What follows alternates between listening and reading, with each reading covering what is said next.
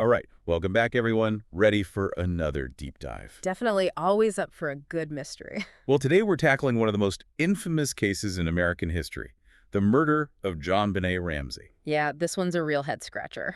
It is, and even if you think you know this story, trust me, there's always more to uncover. We're using this fascinating Netflix documentary as our guide. Oh yeah, this documentary, it takes a whole new approach, doesn't it? Totally. It uses modern forensic science to re-examine the evidence, really digging deep.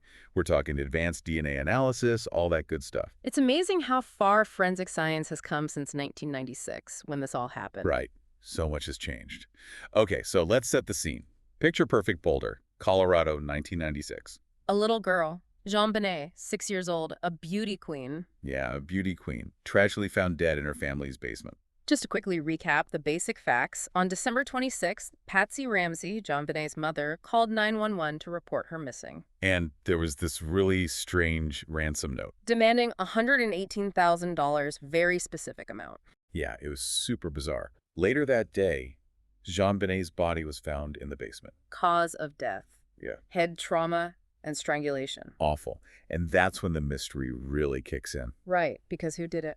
The documentary presents three main theories: family involvement, an intruder, and the possibility, though less likely, of an accidental death. So much to unpack there. Where should we even begin? Well, let's start with the theory that really grabbed the nation's attention: family involvement. Immediately, suspicion fell on the parents, John and Patsy Ramsey, and even JonBenét's brother Burke, who was 9 at the time. Yeah, I remember. And the documentary actually shows some of those early interviews with the Ramseys. Like that 1997 CNN interview, a lot of people thought Patsy's behavior was strange. It's interesting, though. The documentary encourages us to view their actions through a different lens. The lens of grief and trauma. Right. It's hard to imagine the immense pressure they were under. Absolutely, and how that would affect how you might appear on national television.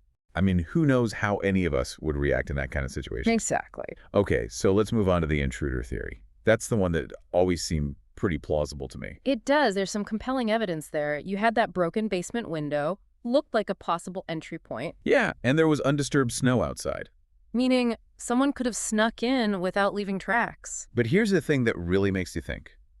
Unidentified male DNA found on JonBenét's clothing. Right, and back then, in 1996, DNA analysis wasn't what it is today. So you're saying with today's technology, We might be able to re-examine that sample, get a match. that would be a huge breakthrough. But hold on, didn't the police focus on the intruder theory back then?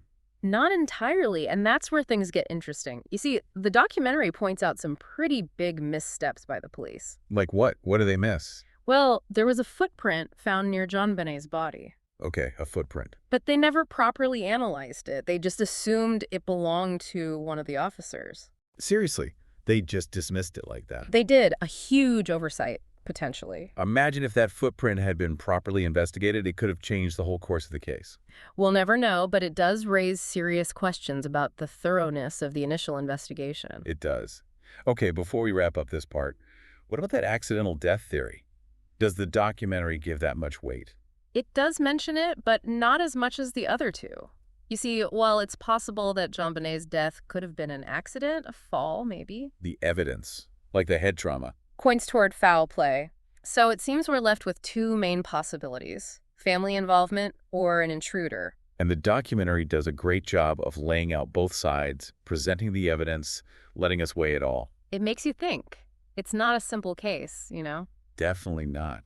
But hey, that's what makes it so fascinating, right? Absolutely. And there's another layer to this we haven't even touched on yet: the media frenzy. Oh yeah, the media went crazy with this one. It was relentless, and the documentary shows how that media circus might have actually affected the investigation itself.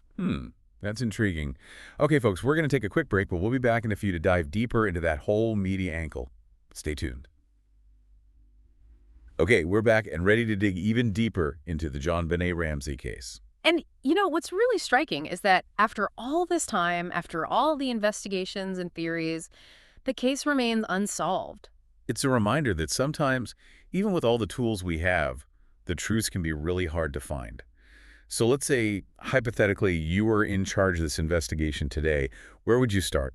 Honestly, I'd go right back to that unidentified male DNA. The one found on JonBenét's clothing. Exactly. With all the advancements in DNA technology now, there's a good chance that sample could be reanalyzed, maybe even get a hit in a database. That would be incredible. What Yeah. if it doesn't lead to anything? What's your next move? Well then, I'd start taking a closer look at everyone who is close to JonBenét. The documentary hints at the possibility that someone close to the family might have been involved. Someone who knew their routines, had access to the house. So you're talking about friends, family, neighbors. And anyone who might have had the opportunity. And I wouldn't just focus on the obvious suspects. Fresh eyes, new perspective. It's like trying to piece together a puzzle where some of the pieces are missing. Exactly. And, speaking of different perspectives, the documentary brought up something interesting about how the Ramseys' wealth and social status might have played a role. Yeah, their affluence was definitely a big talking point in the media back then. And it made some people wonder if they got special treatment because of their money and connections. Did it affect how the police investigated? That's the question, isn't it? Did their social standing create a bias, even unintentionally, in how the case was handled? Were certain leads followed more aggressively than others? Tough to say, but worth thinking about. It reminds us that there's a human element to every investigation. Absolutely. And biases can creep in, whether we're aware of them or not. It's crucial to recognize that and make sure everyone is treated fairly under the law. Right, regardless of their background. Okay, so we've got the potential suspects, we've got the question of potential bias in the investigation, and still so many unanswered questions. What's the takeaway here? Well, it's possible we'll never have a definitive answer in this case, and that's hard, especially for folks who've been following it closely for years. But I think it highlights something important. What's that? The need to be critical thinkers, to question everything, to not settle for easy answers. This case really forces us to confront our own biases and assumptions. You mean like how easy it can be to latch on to a theory, especially when it's presented convincingly? Exactly. But the JonBenét Ramsey case is a perfect example of how things aren't always black and white. We have to look beyond the surface, consider different angles, and be okay with the possibility that we might never have all the answers. It's about accepting that uncertainty and using it to fuel our curiosity. To keep asking those questions, keep looking for the truth, even when it feels out of reach. And that's where the documentary is so valuable, right? It doesn't give us a neat conclusion, but it shows us how to think about these complex issues. Exactly. It encourages us to be active participants in the search for truth, to be skeptical of what we hear, and to be open to different interpretations. So even though we might not solve this case today, we're learning how to approach these kinds of situations with a more informed and critical eye. And hopefully, by doing so, we can help create a world where justice and accountability are more than just ideals, but things we actively work towards. Well said. All right, so we've covered a lot of ground. We've got the theories, the evidence, the potential biases, but there's one more piece of this puzzle we need to explore. Oh, you mean the media's role in all this? That's right. Remember that media frenzy we talked about earlier? Yeah. It wasn't just background noise. It actually had a real impact on how the case played out and how the public viewed the Ramseys. It was huge. Back then, it felt like the start of the 24/7 news cycle. And JonBenét's story became this constant headline. Yeah, like a nonstop spectacle. Yeah. And the documentary shows how all that attention might have actually hurt the investigation. Right. Think about it. All those cameras, all those reporters competing for scoops, sometimes even releasing information before the police were ready. It's easy to see how things could get messed up. Leaked information, pressure on the investigators, potential witnesses getting spooked. Exactly. It creates this chaotic environment where it's hard to know what's real and what's not. Okay, we're going to dive into that whole media angle when we come back. Don't Yeah. go anywhere. Okay, we're back, and, it's time to tackle this whole media angle. It's almost impossible to talk about the JonBenét Ramsey case without addressing the media frenzy that surrounded it. Oh, absolutely. The media coverage was just relentless. It definitely played a role in shaping public perception, maybe even the investigation itself. I mean, it was the 90s, remember? Yeah. The 24/7 news cycle was just taking off. Right, and JonBenét's story, it was like tailor-made for that kind of coverage. A young beauty queen, a wealthy family, a mysterious crime. It was all there. The perfect recipe for a media storm. And the documentary does a great job of showing just how intense it got. Yeah, they show all those news clips. Reporters practically camped out in front of the Ramseys' house. It was a circus, basically. Every little detail was amplified, analyzed, speculated on. And it wasn't just the news, right? Tabloids, talk shows, everyone was jumping on the bandwagon. It's hard to imagine being in the Ramsey shoes at that time. You're grieving the loss of your child, and you've got all these cameras in your face, all these strangers speculating about your life. It's just heartbreaking, honestly. Yeah. But it also raises an important question. Did all this attention actually hinder the search for justice? That's what the documentary wants us to consider. You know, when you have that much media scrutiny, it can create a lot of noise, make it hard to separate fact from fiction. And potentially put pressure on the investigators to come up with answers quickly, even if they don't have all the pieces yet. Exactly. There are instances where information from the investigation was leaked to the press before the police had a chance to verify it. Wow, really? Yeah, think about that.